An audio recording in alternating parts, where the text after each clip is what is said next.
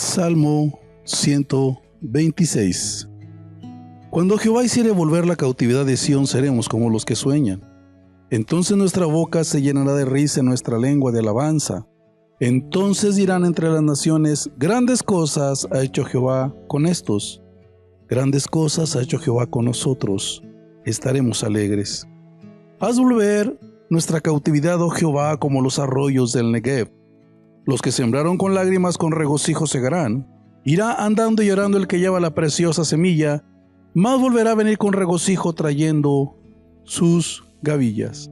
Bueno, es algo en qué pensar en este salmo.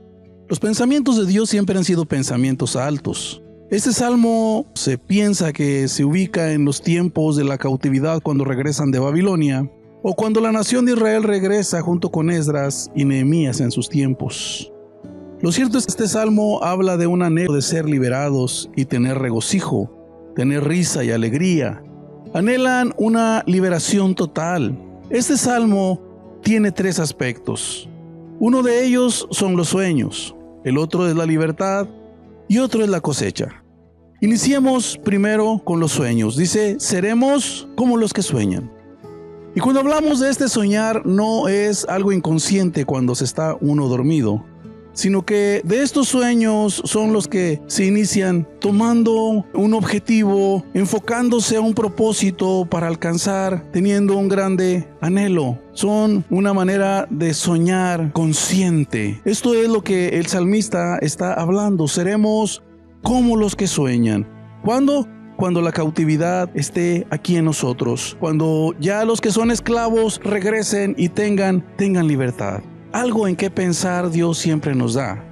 Dios siempre piensa en grande. Los pensamientos de Dios siempre son grandes. Encontramos en la escritura, en el libro del profeta Isaías, en el capítulo 55, vamos a estar viendo los versículos 8 y 9, que nos dice de la siguiente manera: porque mis pensamientos no son vuestros pensamientos, ni vuestros caminos mis caminos, dijo Jehová. Como son más altos los cielos que la tierra, así son mis caminos más altos que vuestros caminos y mis pensamientos más que vuestros pensamientos.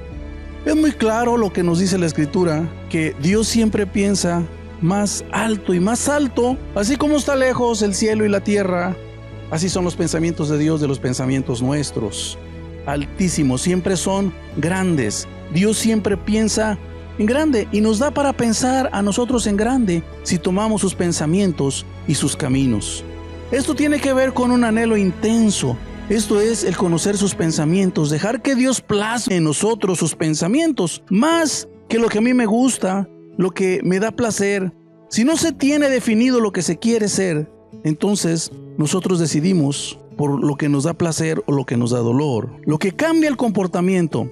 ¿Qué quiere ser usted? Hicieron un experimento con niños. Querían cambiar su comportamiento. Y nos vamos a dar cuenta que todos nosotros, nuestras decisiones es casi por lo general por la motivación, por lo que nos gusta, ya sea el dolor o ya sea el placer. Pero Dios nos está prestando sus pensamientos. Algunos pensamientos para nosotros van a ser muy altos, no vamos a tener la manera de asimilarlos, vamos a tener temores, vamos a tener dudas.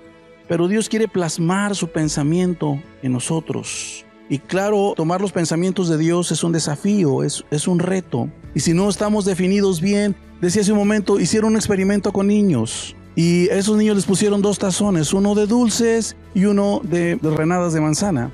Pusieron una figura no muy estética, no muy atlética atrás del tazón de dulces, y pusieron una figura atlética de un superhéroe atrás de las manzanas. Y los niños, cuando llegaron, su comportamiento fue diferente. Uno pensaría y diría, van a tomar de los dulces. Pero fíjese que realmente ellos lo que vieron fue lo que había detrás del tazón. Y cuando ellos tomaron la decisión de qué es lo que iban a comer, si los dulces o las rebanadas de manzana, ellos se guiaron por lo que estaban viendo atrás del tazón. Y la mayoría de los niños, todos dijeron ellos, vamos a agarrar manzanas porque yo quiero ser como ese que está atrás, el superhéroe atlético. Ya no fue el gusto, ya no fue el placer, ya no fue el dolor, sino es lo que querían ser, lo que representaba cada tazón, más que el sabor, más que el gusto. Y cuando hablamos de sueño nosotros, lo primero que tenemos que preguntar es, ¿vemos nosotros el pensamiento de Dios? ¿Lo tomamos? ¿Queremos que Él nos lo plasme? Bueno, ¿qué tanto lo anhelamos? Después de que veamos los anhelos, vamos ahora a preguntarnos, ¿Qué quiero ser? Yo quiero ser lo que Dios ha determinado que sea en sus pensamientos, porque en Jeremías 29:11 dice: los pensamientos que tengo para ustedes son pensamientos de bien y no de mal. Dios ha pensado en grande para nosotros. Pero ¿qué tanto anhelamos el pensamiento de Dios? ¿Qué tanto nosotros deseamos, añoramos? ¿Qué tanto nosotros soñamos con aquello que Dios ha determinado que es nuestro? He ahí es donde la siguiente cosa tenemos que examinarla. ¿Qué es lo que yo quiero ser? Porque cuando me doy cuenta del propósito de Dios, de lo que Dios quiere, Dios tiene pensamientos de bien para mí, para cada uno de nosotros. Pero anhelamos con intensidad, anhelamos con un deseo intenso, con pasión, soñamos en grande en base a esos pensamientos.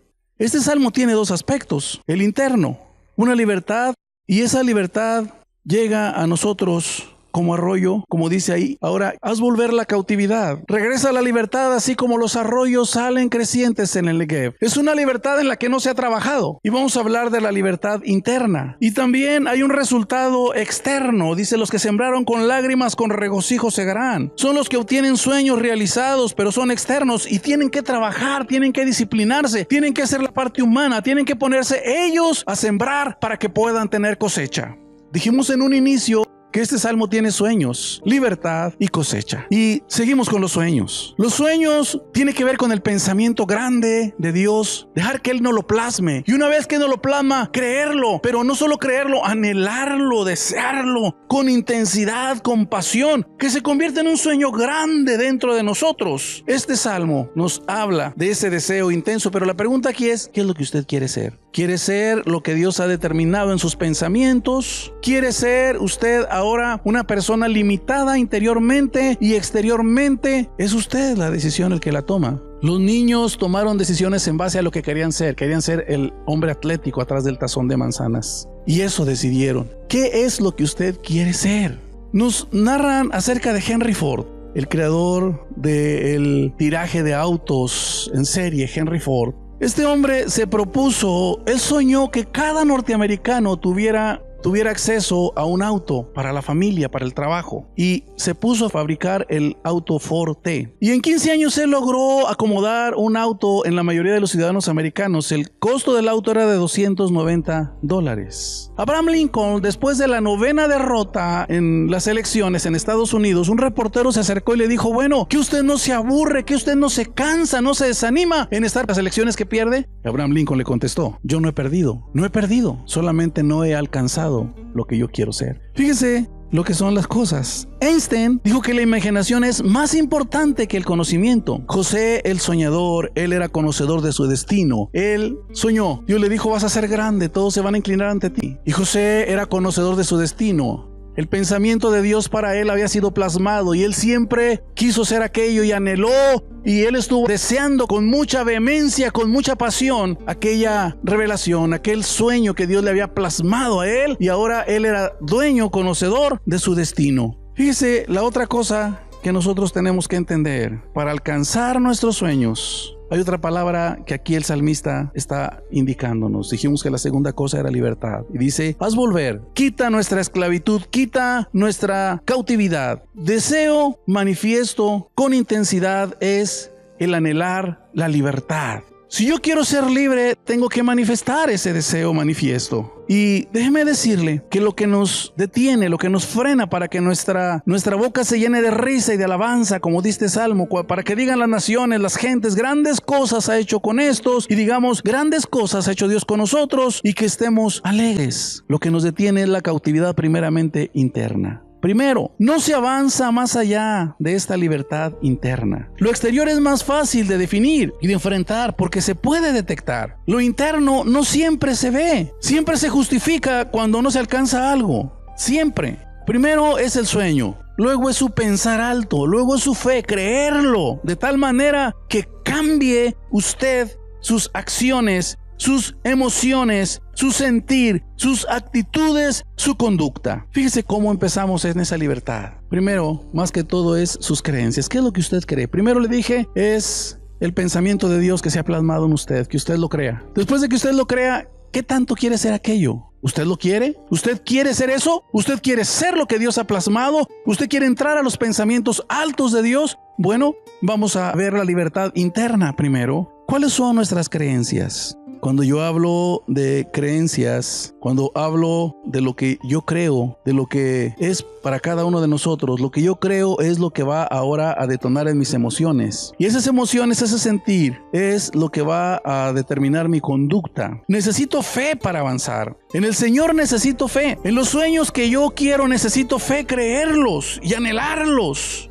Necesito eso para tener paz, alegría y risa y alabanza, el fruto interno. ¿Qué me impide interiormente? ¿Qué me frena? ¿Por qué no puedo alcanzar mis metas? Si Dios ha determinado sueños altos, ¿qué es lo que a mí me impide alcanzar esos sueños altos? Le pregunto, ¿cuáles son sus creencias? ¿Qué está creyendo usted? Usted podría decirme, yo creo en la palabra de Dios. Usted podría decirme, yo estoy creyéndole a Dios. Usted puede decirme, yo soy una persona de mucha fe. Vamos a hacer un diagnóstico conforme a la palabra de Dios. En Números 13 nos habla de 12 espías que fueron a reconocer la tierra de Canaán cuando Israel iba a entrar la primera vez. ¿Qué creyeron esos 2 espías? Bueno, 10 de ellos, 2 no creyeron igual. 10 de ellos creyeron, somos como langostas, como chapulines. Esta tierra nos va a tragar. Hay muros enormes, sus viñas son enormes. Hay gigantes. Es lo que estaban creyendo. Le pregunto, ¿cómo fueron sus emociones? Ellos llegaron con desánimo, ellos llegaron con murmuración, ellos llegaron en una forma tan negativa que culparon a Moisés de haberlo sacado a morir. ¿Cuál fue su comportamiento? ¿Cuál fue su actitud? Ellos querían hasta apedrear a los líderes. Un comportamiento contrario totalmente. Si usted se fija cómo cambian los comportamientos. Comportamiento tiene que ver con la creencia. La creencia motiva las emociones. Creencia y emociones dan como resultado una manera de comportarse.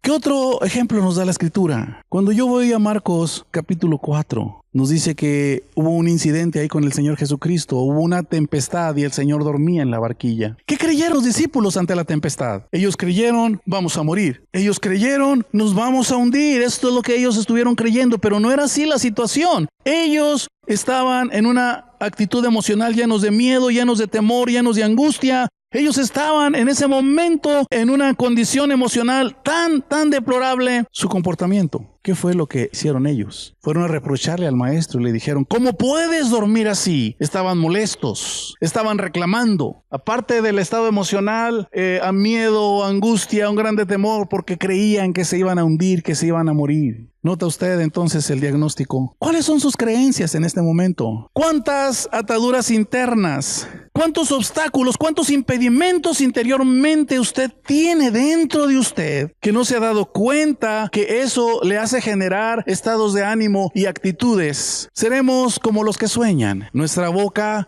se llenará de risa y nuestra lengua de alabanza. Las gentes dirán, grandes cosas ha hecho Jehová con estos. Grandes cosas ha hecho Jehová con nosotros y estaremos alegres, pero quítanos la cautividad, así como vienen con rapidez los arroyos del Negev. Que seamos libres de impedimentos. Moisés, ¿qué creía cuando Dios lo llama? Moisés creía, soy viejo, soy tartamudo, soy inadecuado. Y tenía un estado emocional de desánimo. Tenía un estado emocional, Moisés, de incredulidad, porque él creía que era inadecuado. Su comportamiento no quería ir. Cuando Dios le dice, suelta la vara y la vara se convierte en serpiente y la serpiente lo sigue y le dice nuevamente, tómala, toma de la cola, la serpiente se hace vara. Y Moisés quedó persuadido, pero nuevamente el diagnóstico, creencias, emociones, comportamientos. ¿Cuáles son los impedimentos que hay? Cuando nosotros analizamos la vida de José el Soñador, fue un hombre que pudo guardarse internamente libre.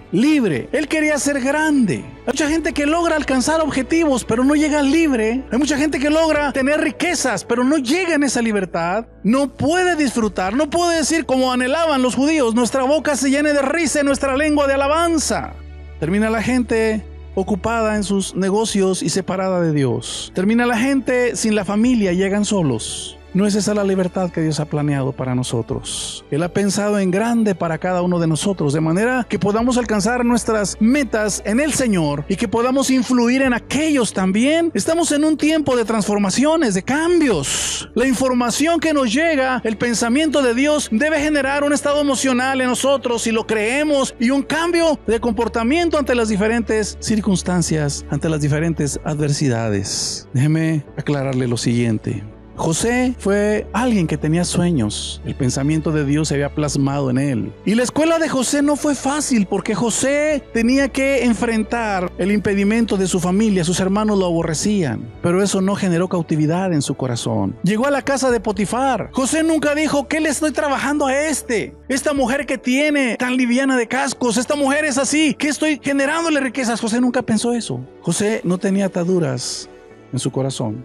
Trabajó y dice la escritura que la casa de Potifar fue prosperada abundantemente. De ahí José se va a la cárcel, pero no guardó nada contra Potifar, ni contra la mujer de Potifar. Enseguida, después de eso, José llega a una prisión donde no había peritas en dulce, había delincuentes, había gente dura. Pero nada de eso endureció el corazón de José. José sale de ahí y va al trono. Y cuando él se encuentra con sus hermanos, ahí podemos ver la libertad en la que él se había guardado. Ningún impedimento interno estaba ahí. Yo he escuchado a nuestro presidente que dice que nuestro pueblo es bueno. Si hay nobleza en los corazones, lo que tenemos que entender es que cuando alguien llega al poder, si no ha madurado, si no está listo, si no tiene libertad interna, no sirve para gobernar. José tenía que gobernar y tenía que ser libre sin impedimentos internos para poder alcanzar sus metas externas también. Cuando José se encuentra con sus hermanos, dice la escritura que los abrazó y lloró y les dijo quién era. José no había guardado nada en su corazón. ¿Cuáles son los impedimentos que usted tiene dentro de usted? ¿Falta de fe? ¿No ubica sus creencias en la palabra? ¿Trae desesperación? ¿Escucha los comentarios de otros negativos y le dice: no, eso no es posible? ¿O acaso es algún pecado en nuestras vidas que es lo que nos está alejando de Dios, nos ata y nos imposibilita, nos incapacita para alcanzar los propósitos de Dios? Malos hábitos propios, actitudes tóxicas, internas y externas. Nosotros necesitamos ser libres para hacer proezas. Dice la Biblia: en Dios haremos proezas. Los obstáculos externos no son el problema. El principal problema son los internos. Son los internos. El apóstol Pablo era un hombre celoso de las cosas de Dios y su anhelo era que Cristo fuera conocido en su mundo de aquel tiempo, en Asia, en parte de Europa. O sea, el apóstol Pablo era un hombre que él tuvo un encuentro realmente con Jesucristo, un hombre que fue liberado de sus prisiones internas, de sus impedimentos internos, fue libre. En Hechos 16:20 nos vamos a dar cuenta que lo acusaban de ser un hombre que trastornaba a los pueblos. En Hechos 17:6 decía que él alborotaba a los pueblos. Y cuando leemos nosotros en Hechos 24:5 dice que era una plaga, era como una pestilencia. Cuando Pablo llegaba tenía una influencia tan tremenda donde él se paraba, pero era un hombre libre interiormente.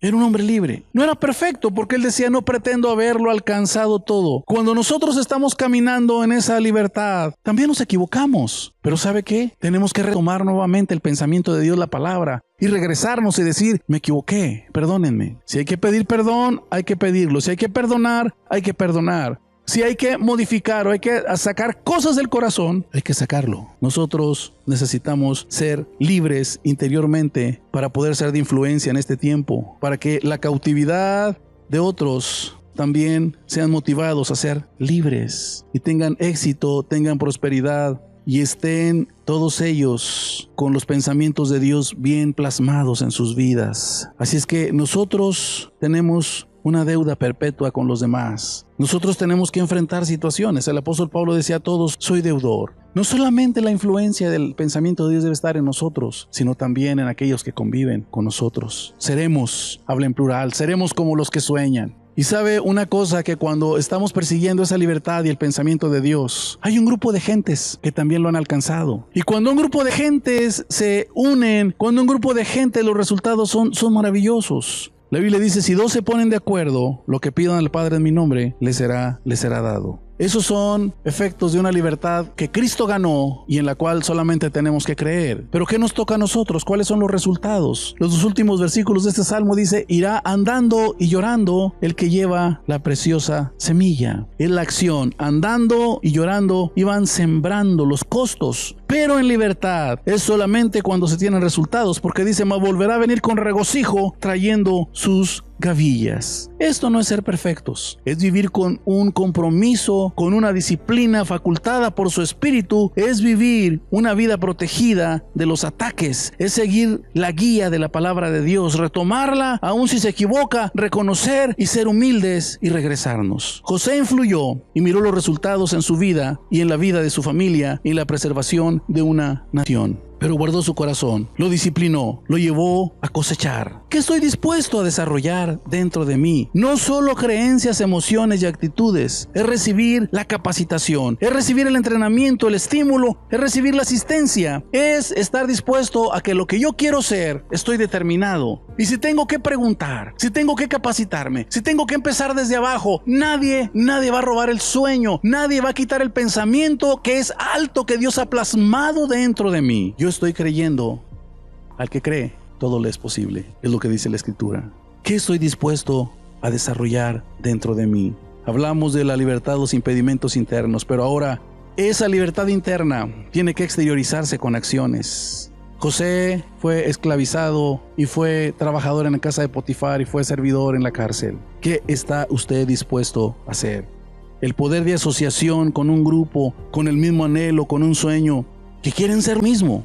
Es una motivación que se desarrolla dentro de nosotros y desarrolla habilidades y disciplina. Si nosotros solamente tenemos motivación y no desarrollamos habilidades, nos vamos a frustrar. El conocimiento no es suficiente. Si tenemos puro conocimiento sin actitudes, entonces nuestra fe es tan débil y estamos tan atados interiormente. Necesitamos que esa libertad se exteriorice y que tengamos el valor de empezar de cero, pero con un sueño, con un anhelo, con fe, con actitudes diferentes, actitudes de fe. Tenemos que desarrollarnos. Tenemos cada uno de nosotros que desarrollar esa relación profunda con Cristo. Necesitamos una guianza muy apegada a la palabra de Dios, a sus principios. Si estamos dispuestos a alcanzar lo que queremos ser, en los sueños, en la palabra de Dios, en los pensamientos altos de Dios, necesitamos desarrollar esa relación profunda con Cristo, que Él nos motive, que nos guíe, y necesitamos también practicar los principios bíblicos. Con esa motivación es posible. Si no se tiene esa motivación, es muy difícil tomar la palabra. Si se toma nada más la palabra, nos vamos a sentir a cada paso desmotivados. Lo más difícil es dar el primer paso, porque es cuando no se ve nada. Y cuando nada más hay pura motivación, sin desarrollo de habilidades, hay una derrota continuamente. Lo que nos detiene por dentro, primero, creencias, pensamientos, hábitos, desorden, miedos. Tenemos que ser libres interiormente. Y luego vamos tras los pensamientos de Dios a actuar, trabajar exteriormente, encaminarnos, preguntar, conocer, informarnos, disciplinarnos. Volver con regocijo trayendo nuestras gavillas, de manera que nuestra boca se llene de risa y nuestra lengua de alabanza, y las gentes digan, grandes cosas ha hecho Dios con estos, y estaremos alegres. En medio de todos los tiempos tenemos algo en que pensar. Dios nos ha dado sus pensamientos altos. Tenemos que aprender a anhelar, a desear, a soñar en grande, en los pensamientos de Dios. Pero también tenemos que aprender a ser libres. De manera que si Dios empieza a bendecir nuestras vidas, no perdamos el piso. Nuestro pueblo, dice nuestro presidente, es noble. Pero ¿qué ha pasado con nuestra clase política? Que cuando tienen poder se olvidan de principios, se olvidan de todo. No hay una obra de Dios en el corazón. Necesitamos una obra de Dios en nuestros corazones y que Dios nos haga libres interiormente y que podamos alcanzar los pensamientos altos de Dios, exteriorizarlos y alcanzarlos. Estaremos entonces alegres. Un pensamiento que nos ha dado Dios, algo en que pensar, pensamientos altos.